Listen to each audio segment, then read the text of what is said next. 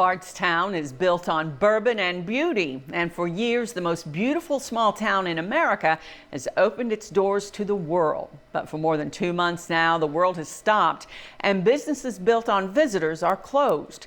As restrictions begin to be lifted, LEX18's Conroy DeLuche returned to Bardstown, where plans are being made to welcome people back safely. To be able to promote a place like Bardstown, the bourbon capital of the world, who doesn't want to do that? But right now, promoting and visiting bourbon country has slowed to a halt.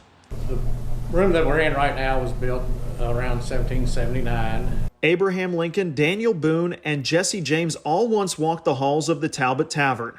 Now, all the bedrooms upstairs are empty as guests have been moved off-site so the tavern could isolate their hospitality operations. We stress the hand washing, the glove use, and we're mandatory masks at this building.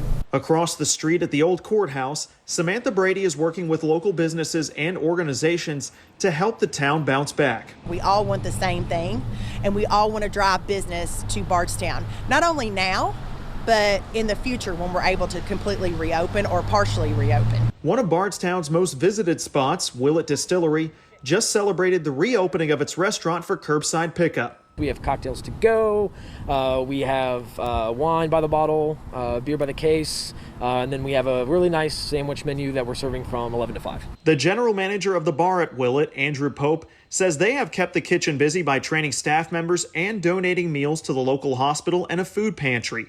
As for the bourbon, there are still 40,000 barrels aging in the rick houses. We maintained operations, pretty much business as usual as far as our bottling line and our distillery. So that has been business as usual. Samantha Brady says the bourbon industry is why she is confident Bardstown will rebound. Some distilleries have expanded production to hand sanitizer, and once tours and tastings are given the green light, she expects the tourists to return. And if you want the authentic bourbon experience, this is where you need to be. Of course, Brady is working with local owners to make sure the rebound is done right. For Bardstown, that starts this week with the reopening of stores and restaurants. Back at the historic tavern, Jim Kelly says they are preparing their dining rooms downstairs for reopening on Friday and aim to have a 70-person capacity with distancing. All employees will be wearing masks. The mask is very minor to what we've been doing, that's for sure. We're all in this to make it through safely so we don't have to go through it again. A town united through a pandemic and hoping to reopen its doors once again to the world safely. In Nelson County, Conroy DeLuche, LEX18 News.